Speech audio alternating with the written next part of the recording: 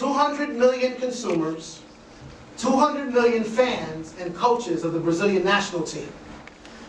A growing middle class has propelled 60 million consumers into the era of consumption, jump-starting an unprecedented age of prosperity. My name is Arturo Núñez. I'm the Emerging Markets Marketing Director, and I'm here today to talk to you about one of my favorite subjects, Brazil. I was here rehearsing late last night, and I said to myself, I was kind of getting the clues of what people were doing, and I was like, man, I don't have Theopolis London, I don't have the pretty Kohan shoes, I don't have these sensors. What do I got? What can I do? How can I bring this thing to life? Caipirinha, that's what I got. Works in Brazil, I'm hoping it work today.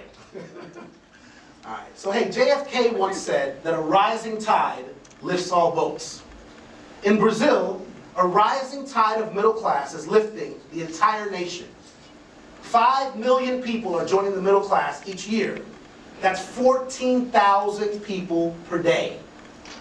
This still underserved and underrepresented consumers are turning into a tidal wave of prosperity. While the US and Europe face financial uncertainty, Brazil looks to be hitting its stride, with predictions of continued growth for years to come. The facts tell us this: Brazil is an incredible place to be right now. It's the 5th largest country in the world, both by geography and population. It boasts the 7th largest economy in the world, ahead of Italy, India, Canada, Russia, Spain, and Australia. And it has the 9th highest number of billionaires in the world. Just for perspective, that's more billionaires per capita than India and China. My friends, this is not the same old Brazil. This is not the perennial country of the future. The future has arrived. I was recently, is Gary D on? Don't tell Gary D. So I was recently in Brazil. I won't tell him, Arturo. I don't like to let him know how much fun we have when we travel, but I was recently on a rooftop of a hotel in Rio. A beautiful view, having drinks with my team. And will.i.am was shooting a music video. This is a true story. will.i.am was shooting a music video down the street in front of the hotel. Sade was checking in the next day for a weekend stint in Rio doing shows. We started talking to the Nike folks, and people next to us were like, excuse me, are you from Nike? I'm like, yeah. It was Abercrombie and Fitch. Hey, we're trying to figure out where to put our 25,000 square foot flagship door. Can you help us? We gave them like a tutorial probably worth like 100 grand in 30 minutes on what to do with their stores. The guys from Ralph Lauren Polo were on the same rooftop. We ran into the Puma guys on the elevator going downstairs. And while we were on our retail tour, the Adi Senior Global team was traveling on a retail tour. That's how hot Brazil is right now. That's how hot Rio is right now, right?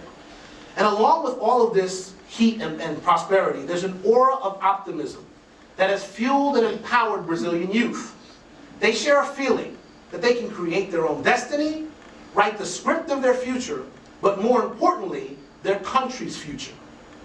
In the world of sports, there is nothing bigger or more important in the Brazilian youth than football. It is in the blood. Your father's team is a birthright, passed down from generation to generation, oftentimes with more veneration than even religion. And in the world's largest Catholic country, that's a big deal.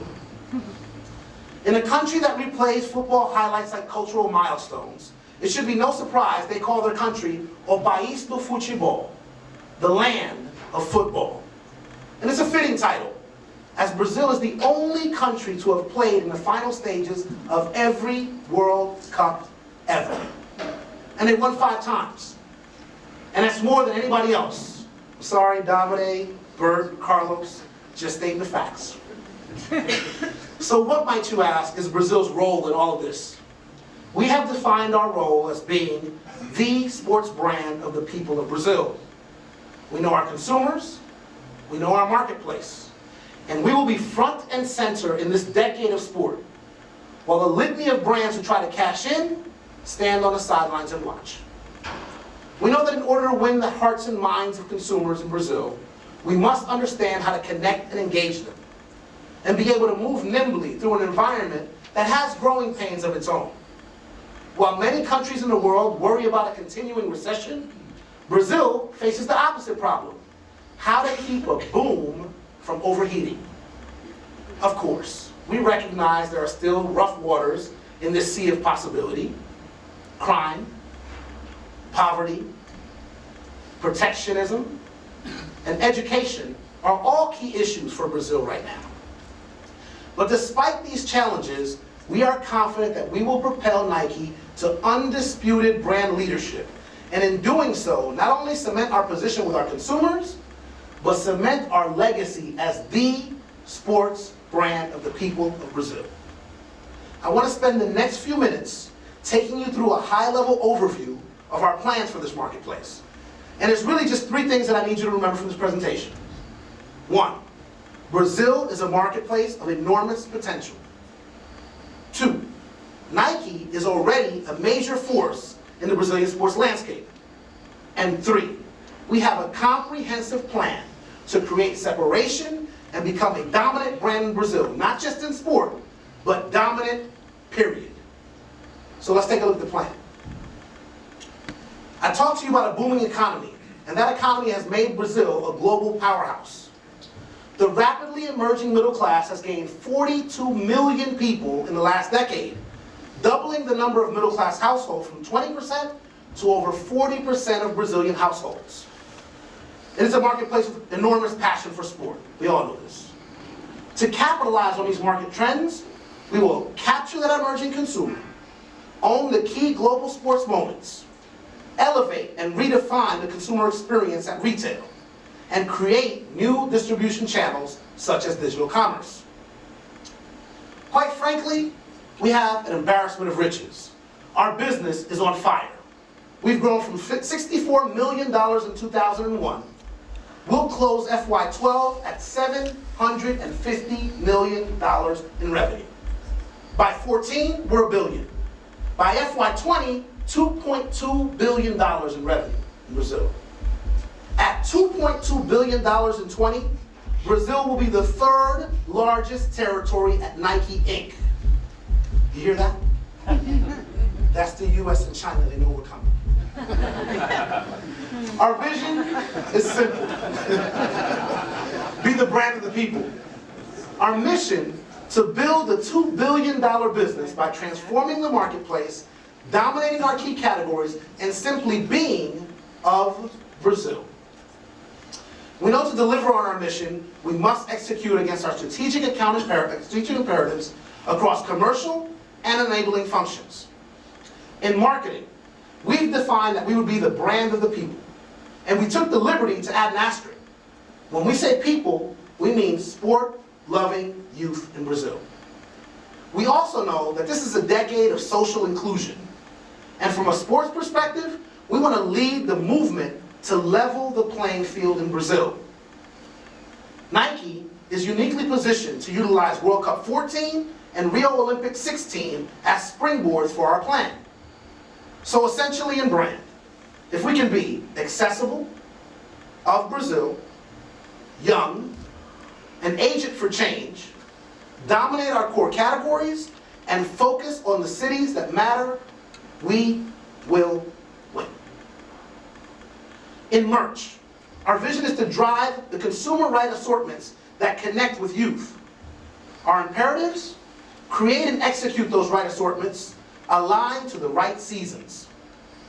2, lead and transform the marketplace through clear product segmentation. Amplify sport and leverage our local for local capabilities. From a category perspective, we must diversify performance and leverage our key sports assets to own the lifestyle of football. In running, our focus is on innovations like lightweight and flexible, and amplifying through vintage. And we want to anchor our action sports business in signature footwear while driving local surf and skate stories. By 2020, we will be $670 million in football, $660 million in running, and $255 million in action sports.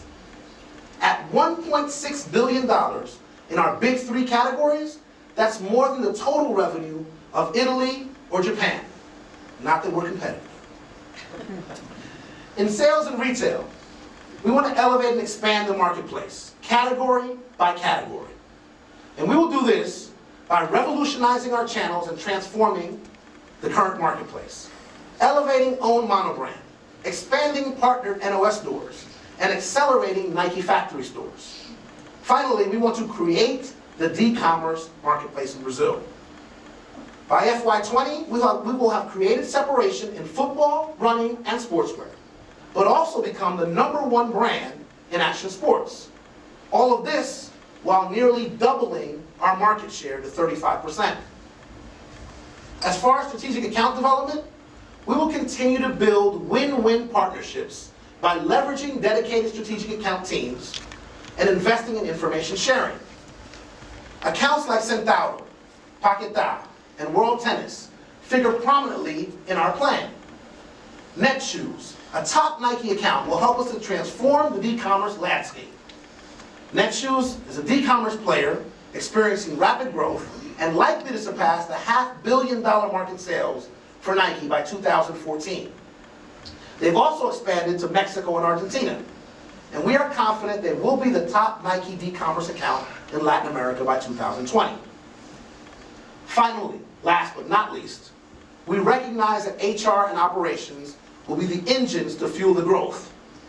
Therefore, we will set the standard for operational excellence in our marketplace and build the right talent and a strong, diverse bench. And we'll double the number of people working at Nike Brazil, adding over 1,000 jobs by 2020. At the end of the day, our mantra in emerging markets is fairly simple. Accelerate sustainable, profitable growth.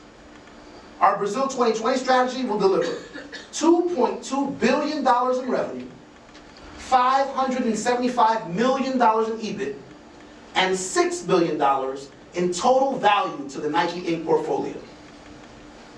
So, as you can see, the new Brazil is a market of enormous potential. Nike is a major player in that marketplace, and we have a comprehensive plan to build separation and be a dominant brand in Brazil, period. Listen, it's simple. Brazil is one of the most diverse countries in the world. Diverse geography, diverse economy, diverse humanity. Every human origin under the sun is represented in the land of football. From the Africans in the northeast of Bahia to the German descendants in the south of Porto Alegre, it is this diversity that makes Brazil thrive. Consider this. The Brazilian passport is the most expensive passport you can try to attain on the black market. Why, you might ask? Because anyone can be Brazilian. With this diversity, its passion for sport, and its competitive drive for excellence, we firmly believe that if Nike were a country, that country would be Brazil. And to illustrate that point, I want to leave you with a video that captures the enthusiasm of the country and the promise of the future. I thank you for your time and attention, and I look forward to seeing each and every one of you in Brazil.